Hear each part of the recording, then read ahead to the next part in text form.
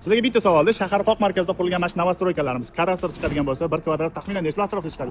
Kim bilsa, fikringlarni kommentariyga yozib yuboringlar. Meni fikrim $1,500 atrofida chiqadi. Shu obyektlardan teng yarmidan ham arzon $742 ga 94 kvadratli $69,900 ga bitta zo'r bilgan kvartiramiz chiqdi. Bu novostroykalar 14 qavatli, bizning o'sha burchakda joylashgan, 13-etajda, ya'ni krishadan bitta pastda joylashgan. Binkat degan kompaniya qurishyotgan ekan. Bularning va'dasi bo'yicha shu yil noyabrda zdaniya topshirilar ekan, keyingi yil martga kadastr berishni va'da qilishayotgan ekan. Ichkariga kirib ko'rdik, ichkarida ishlar avjida. Tepaga ham birga chiqib ko'ramiz. Tepada ba'zi bir kvartira remontga ham tushgan. Bu joyimiz manzili Yakkasaroy tumani. 200 metrdan keyin Shota Rustavali ko'cha, mana bu Perekrovskamiz, Bratskiy Mogila deyiladi. Hozir ichkariga birgalikda ham kirib chiqamiz.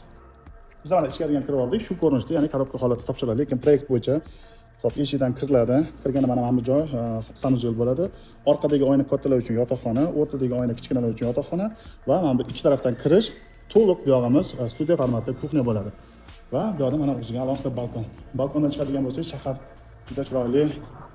Ko'rayotgan bo'lsanglar, samolyotdan qo'nmoqda aeroport. Nima deb o'ylaysizlar? Biz zo'r variantni topdik. Shundan ham telefon qilib bosib oladigan joy.